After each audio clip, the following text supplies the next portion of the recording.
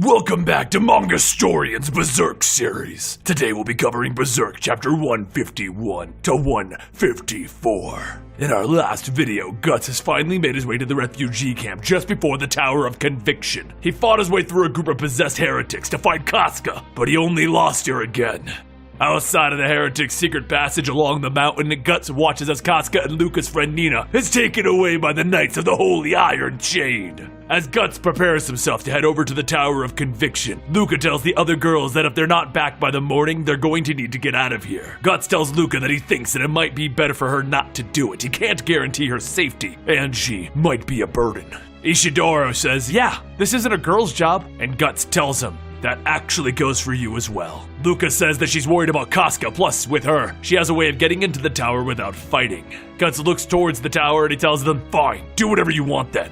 But as the three of them make their way there, a pair of eyes that have been watching these events looks on. As they do, they say that it's impossible to change the course of the ceremony, but it has already happened and it will happen again. Over inside of the tower, Casca and Nina sit in their cell while Nina covers her ears, begging for Luca to come save her. And Nina asks, you're a witch, right? You can use your magic and get us out of here. Casca stares for a moment and then begins to chew on a piece of straw and then twirls it around. Nina pushes Casca, shouting, come on, this is all because of you. If we hadn't met, none of this would be even happening. Casca gets back up trying to say something, but Nina runs over hugging her, telling her she's sorry she didn't mean it. But suddenly the two of them hear the cell door rattling as it opens. And behind it they find a smaller executioner shouting for one of them to come out. It doesn't matter which. The two girls don't say anything and the executioner grabs Casca, saying, her then. Nina thinks to herself that she wants to say something, but if she does, then she will be the one to be tortured. Before the executioner leaves, he stops and looks back at Nina and then pushes Casca back in. He points to Nina, stating that she will come. Her friend was being taken away and she didn't even try to stop them. That's the sign of a selfish person, and he hates those people the most. Nina tries to pull back, but the executioner grabs her by the arm and drags her out. As the executioners lead Nina down the hall, she asks herself, what did she do wrong? She is so scared. Her body's going to die anyway, which is why she should have stopped them. The executioner mentions that they have already had all of the others. They're the only two left. And Nina thinks that maybe if she tells him everything, maybe she wouldn't have to suffer. She then says that she needs a bit more courage to get through this. As the doors to the torture room open, the first thing that Nina sees are the hanging bodies of the dead. She begins to scream now, and as she stumbles back into another executioner, she wets herself. The smaller executioner tells her to walk, and Nina starts to look at all of the women who have been killed. Some killed by having a bladed rake tear into their back, and another whipped by a barbed flail. Nina says that she can't do this, she can't!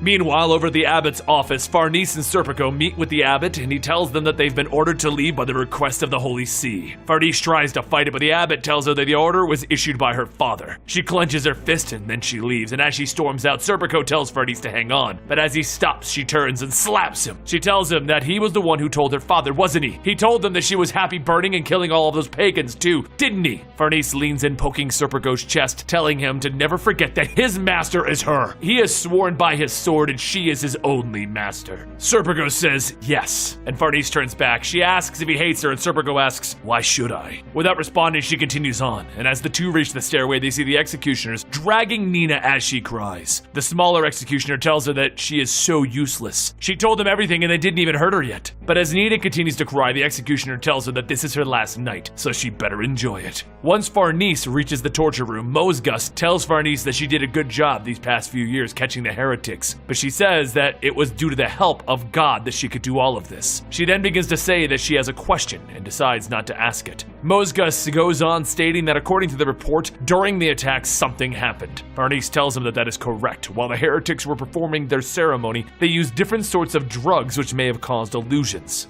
Mosgus then mentions that the report said that the Black Swordsman appeared as well. Then Farnese tells him yes. Mosgus then asks why did he show up? Does he have a grudge against the Iron Chain? Just then the executioners bring Casca in, and while she chews on the hood of the smaller executioner, Farnese thinks maybe. Mosgus looks at Casca asking, what's wrong with her? And Farnese says that she feels that the Black Swordsman appeared to save this woman. Another executioner says that according to the testimonies, this woman is the leader of the pagans. Even all of the people inside ask for her to save them. Mosgus thinks on it and then he looks at Casca and he notices something on her chest. He rips off the top of her robe, exposing the brand. Mosgus smiles, stating that this is the mark of the witch! It seems that we don't need any more information on her. She will be executed right now. As they stand before the Iron Maiden, the smaller executioner opens the doors and a dead woman's body falls out. Just outside of the room, Puck makes his way through the halls into the torture room, just as Casca is placed into the Iron Maiden. The doors start to close, pushing the spikes into her, and as the door shuts, the brand starts to bleed. The blood covering the inside of the walls begins to change, and then it takes form. Suddenly, the undead spirits shoot out, breaking apart the Iron Maiden's doors, kicking everyone close by away. Blood spatters onto Mozgus, and he asks, "What is going on here?" As Casca stands there, the undead spirits begin to crawl and ooze out. Outside of the tower, Guts and the others get closer, and Guts begins to feel like his neck is on fire. And he thinks, no, this isn't good, this is going to be dangerous. Once the group reaches the tower, Luca throws a rock at one of the wooden doors, and as it opens, a shadowy figure looks out at her. It then drops a ladder. She starts to climb and she tells Guts to wait here. She knows that he wants to rush in, but if they do that, they're just going to attract the attention of the guards. So just leave this to her. The man in the window tells Luca that he's never seen her before, and she says that her friend introduced her. She serves Sir Jerome. While the man counts the coins that Luca hands him, Guts jumps into the window and past the two of them. The man asks if he just saw something, and Luca laughs, stating that it was just his imagination, as she kicks Ishidoro back down the ladder. Back in the torture room, Farnese asks what is this, and as Serpico stands in front of her to protect her, he begins to feel a drip coming from the ceiling. He looks up to see the blood forming together and creating little puddles. Soon the entire room is covered in these puddles, and one slowly covers one of the men. As the man is being fully absorbed, the puddle begins to eat the man until all that's left is a pile of bones.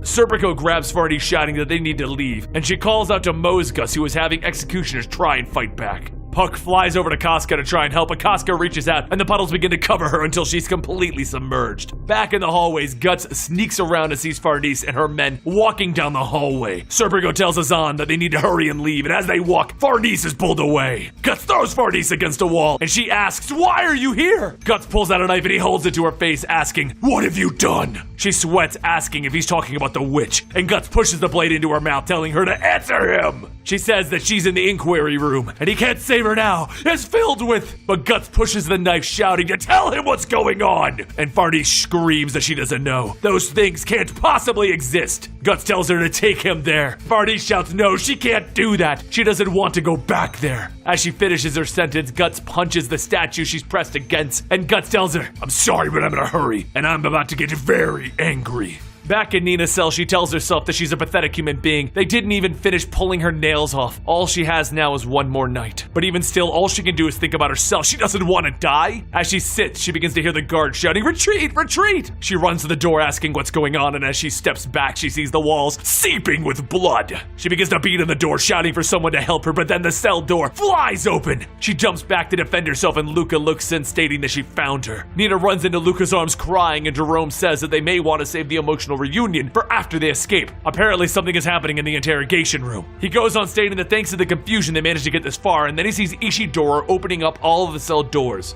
He asks what he's doing, and Ishidoro tells him that he's freeing them so that the other prisoners can be their decoys. But Jerome then looks at Luca and says that she's ruining his reputation for women. Somehow this seems fitting, and Luca just smiles. Luca then looks at Nina asking where are they keeping Casca, but before she can say anything, Nina thinks that she knows that she's in the interrogation room. And as Nina opens up her mouth, she says she doesn't know. As the group gets moving, they begin to hear something coming out of the end of the hallway, and suddenly the puddles begin to crawl and ooze their ways towards them. In the interrogation room, Guts slams open the doors and he sees nothing. Farnese looks in, stating that it's empty, but those things flooded the room, and she holds her mouth, stating they did this. And Guts thinks that they got to Casca. Then a helmet begins to skip across the floor. Guts grabs the helmet, stating, "Hey," and Puck sits inside, terrified. Guts asks, "What are you doing?" And Puck shouts, "I had to protect myself, and never mind that, it's Casca. She's sucked in by those things, but it was strange. Though she was absorbed, it didn't drain her, so maybe she's okay." Farnese watches as Guts seemingly talks to himself, and then she asks who he's talking to. That's when she sees Puck. She tells herself that she's seen him before, but where? And then an image of when she was possessed flashes, and Farnese says, "It was that day." Up ahead, Guts starts to leave and tells Farnese that she can do whatever she wants. If she bothers him, he'll kill her. She looks around and sees the ooze seeping from the stone floor and shouts, "Wait, she's coming with!"